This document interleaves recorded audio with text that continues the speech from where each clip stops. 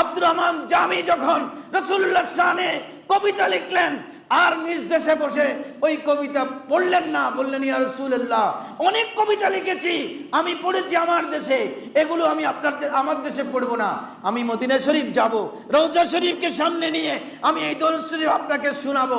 রাসূল বললেন আব্দুর রহমান জামি তুমি যেখান থেকেই পড়ো না কেন, আমি তো মদিনা শরীফ থেকে সব আমার সেই আবেগ এবং মহব্বতের সব কবিতা আমি শুনি, তুমি যখন আসতে চাচ্ছ বিপদ ঘটে যাবে, ইতিহাস ভিন্নতর হয়ে যাবে।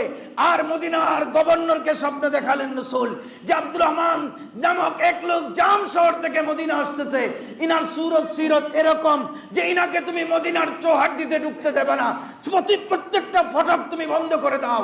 দারোয়ানদেরকে বললেন এই সুরতে যদি জাম শহর থেকে ইরানের কোন লোক আসে, আব্দুর রহমান তার নাম, তাকে মদিনায় ঢুকতে দেবে না, প্রত্যেকখানে বন্ধ করে দেয় যে রাষ্ট্র বলেছে আপনি ঢুকতে পারবেন না। উনি বললেন কি অপরাধ ছিল আমার? উনি মদিনার রাতে সারা রাত এই দরজা ওই দরজা দিয়ে ঢুকার চেষ্টা করে ক্লান্ত পরিশ্রান্ত হয়ে গেটের বাইরে শুয়ে পড়লেন, চোখে তন্দ্রা এসে গেল।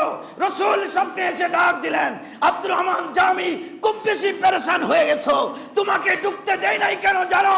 যেই কবিতা লিখেছো ওটা যদি আমার রোজার সামনে এসে পড়ো আমি আর রোজাতে থাকতে পারবো না, উঠে তোমার সাথে আলিঙ্গন করতে হবে, এজন্য আমি তোমাকে বাধা দিতে বলেছি।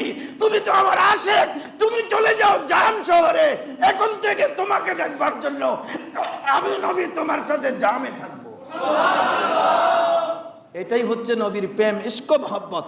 এটা যদি আপনি সৃষ্টি করতে না পারেন আপনার সাথে নবীর কানেক্টিভিটি হবে না। বললেন তুমি এখানে এসেছো, তুমি বললে তো আমি আর থাকতে পারবো না, উঠে যেতে হবে, এটা তো দস্তুর ইলাহির খেলাফ হবে, দুনিয়ার মানুষ দেখে ফেলবে আমাকে, সুতরাং তুমি চলে যাও, তুমি জামে বসে পড়ো, আমি তোমাকে দিদার দেবার জন্য প্রতি রাতে জাম যাও। এটাই হচ্ছে দরুদ শরীফের ফজিলত। আপনি দরুদ শরীফ থেকে বিমুখ করবেন, মানুষকে রসুল থেকে বিচ্ছিন্ন করে দেবেন। এজন্য ওরা মিথ্যা কথা বলতে পারে, যারা রসুল থেকে বিচ্ছিন্ন ওরা কথায় কথায় মিথ্যা বলবে, মানুষের বিরুদ্ধে গীবত করবে, মানুষকে অপবাদ দেবে, কারণ রসুল থেকে বিচ্ছিন্ন। রসুলকে ওরা হাজের নাজের জানে না, আল্লাহকে ভয় করে আবার তওবা করে নেব, তওবা করে মাপ চাইয়ে নিব। আমরা তো আল্লাহকেও হাজের নাজের, রসুল হাজের নাজের।